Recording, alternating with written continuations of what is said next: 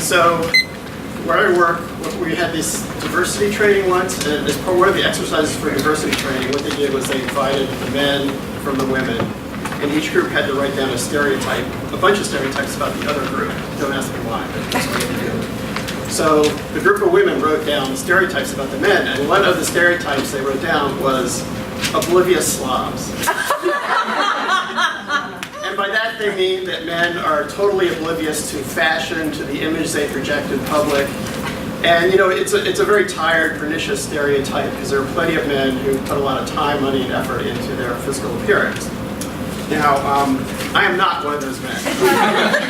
And when it comes to me personally, I think I do fit that stereotype. And I'm going to give you 3 pieces of evidence to support that. 1, this is about 25 years ago. I was with my girlfriend at the time, Cynthia, now my wife, sitting right there. And it was a really nice day, so we decided we're going to go for a walk. So I put on a yellow t-shirt, white sweatpants, black sneakers. I had these like oversized horn-rimmed glasses and a baseball cap. And I was ready to go, and she looks at me and says, "You have to change." And I said, "Why?" And she said, "Because everybody's going to think that you live in a group home and I'm your social worker."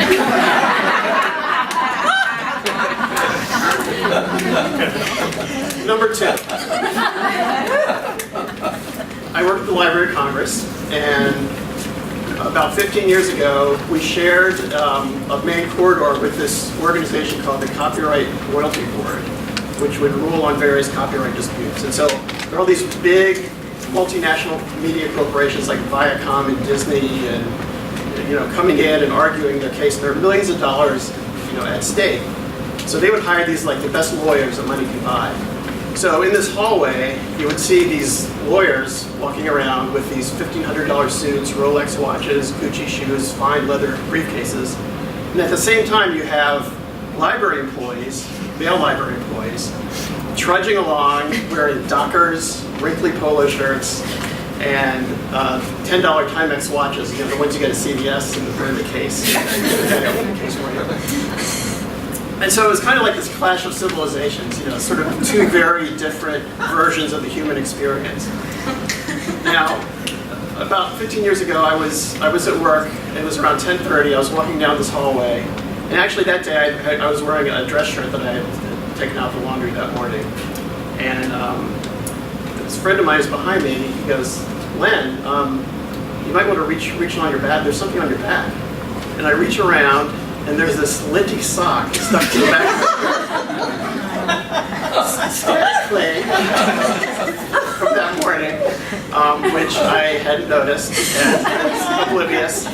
And you know, there are 2 things. First of all, if this was mid-morning, I'd been there for 2 hours. Why didn't anybody else tell me about that?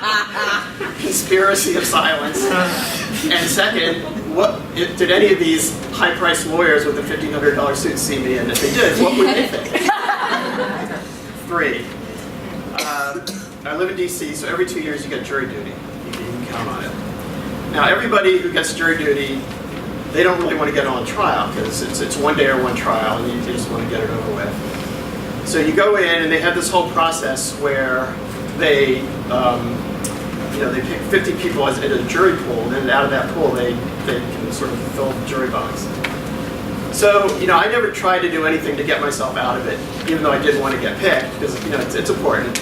But you see some people doing things like there's one guy who wore this overcoat in the middle of the summer and had this wild hair, and he got dismissed at work.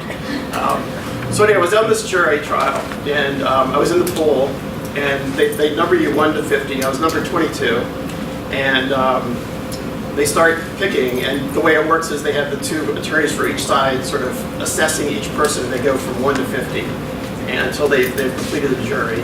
And they kind of look at you, and it's kind of like they're buying apples at Safeway. They're kind of looking at it, and they're kind of assessing whether you look like you're a responsible citizen or whether you look like you're nuts or whatever. And so I'm number 22, and they started it, and you know, they're picking everybody. So I'm getting kind of despondent because whenever I get up in the jury box, I'm going to get on the trial. That's been my experience. So they're getting close to me. You know, it's like 10, 11, 12. And they're picking everybody, but the only guy they don't pick so far is this guy who's reading this newspaper called Hewitt Event, which is this crazy right-wing newspaper. He's holding it up like this. They don't pick him. It's like, well done, sir. So finally they're at 18, 19, 20, 21, and I'm like, this is it, this is it. And it's 23, and they skip over me. It's like a miracle. They get to go home.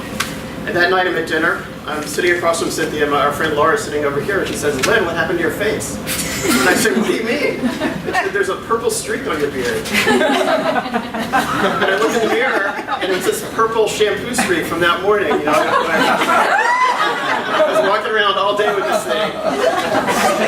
The embarrassment was outweighed by the joy that I'm getting on it.